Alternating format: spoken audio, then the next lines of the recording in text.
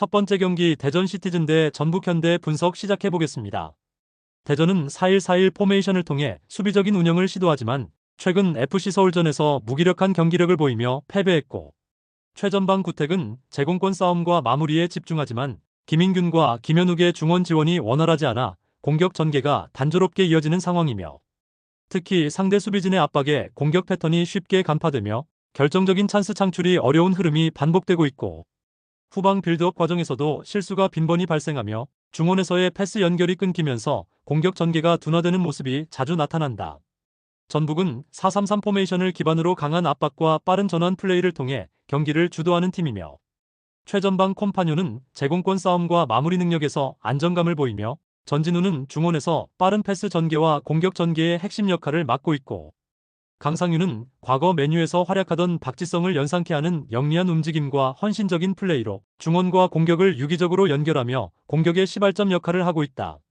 전북은 최근 10경기에서 패배 없이 안정적인 경기력을 이어가고 있으며, 특히 강상윤의 움직임을 활용한 측면 크로스와 중거리 슛이 주요 득점 루트로 작용하고 있다.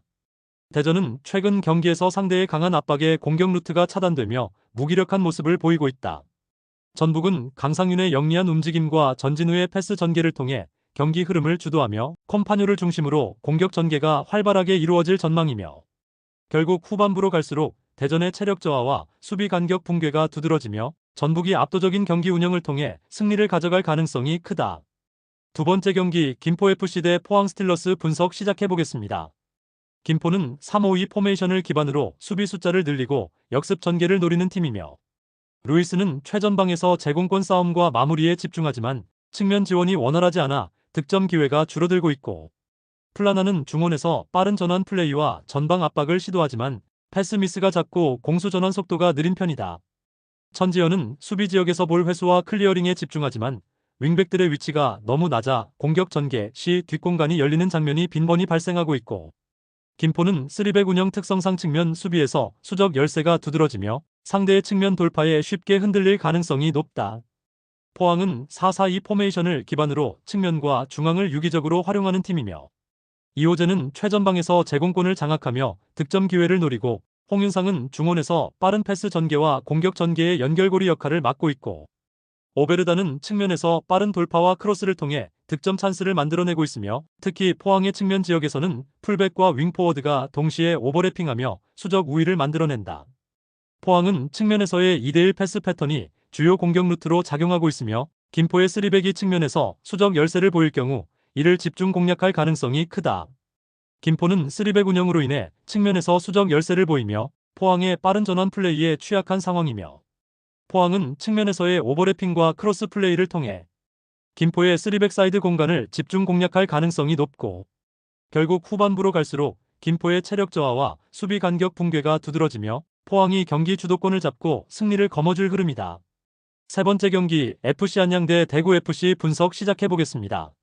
안양은 4-4-2 포메이션을 바탕으로 중원에서의 조율과 측면에서의 빠른 전개를 중심으로 공격을 풀어나가는 팀이며, 못다는 최전방에서 제공권 싸움과 마무리에 집중하며 야구는 측면에서 빠른 돌파와 침투로 상대 수비를 흔드는 역할을 맡고 있고, 김보경은 중원에서의 패스 전개와 경기 템포 조절을 담당하며 전체적인 공격 전개를 이끌어간다.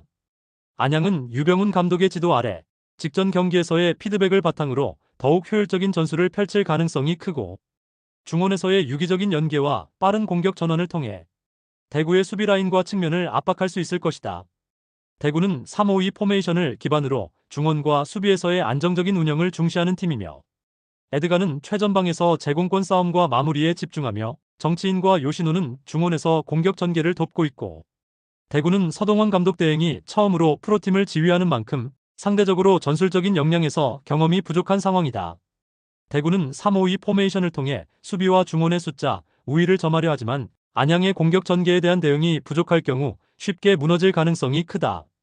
안양은 유병훈 감독의 전술적 역량과 경험을 바탕으로 공격을 주도하며 대구의 수비를 압박할 가능성이 크고, 대구는 서동원 감독 대행의 전술적 부족으로 인해 경기 흐름을 제대로 이끌지 못하고 안양에게 승리를 허용할 가능성이 높고, 결국 경기 후반으로 갈수록 안양의 공격적인 흐름이 두드러지며 승리를 가져갈 전망이다. 네 번째 경기 수원FC 대 광주FC 분석 시작해보겠습니다. 수원FC는 최근 3-4-1-2 포메이션을 통해 수비적인 변화를 시도했으나 전술적 안정감을 찾지 못하고 있고, 최전방 사박은 제공권 싸움과 마무리에 집중하지만 안데르손과 이재원은 중원에서의 연결과 지원이 부족해 공격 전개가 단조롭고 무기력한 상태고, 공격적인 패턴이 쉽게 간파되고 상대 수비에 의한 압박에 자주 무너지며 결정적인 찬스를 만들지 못하고 있고, 수비에서는 후방 빌드업 과정에서 실수가 발생하며 공수 전환 시 템포 저하가 두드러지는 점이 문제로 작용하고 있다. 광주는 4-4-2 포메이션을 바탕으로 강한 조직력과 안정적인 수비를 중시하는 팀이며, 헤이스는 최전방에서 제공권을 장악하며 득점 기회를 노리고, 아사니는 중원에서 빠른 패스 전개와 공격적인 침투로 상대 수비를 흔든다. 박태주는 수비에서의 견고함을 유지하며 중원에서의 플레이메이킹을 통해 전방 압박을 강화한다.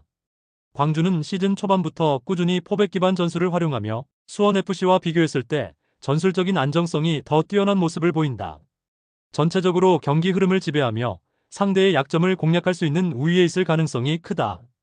수원FC는 전술적 변화에서 실효를 보지 못하고 있으며 수비에서 불안정성을 드러내고 있고, 광주는 강한 조직력과 안정적인 전술을 통해 경기 흐름을 지배하며 수원FC의 수비를 효과적으로 공략할 가능성이 크고, 결국 후반부로 갈수록 광주의 체력과 전술적 우위가 더욱 두드러지며 승리를 거머쥘 가능성이 높다.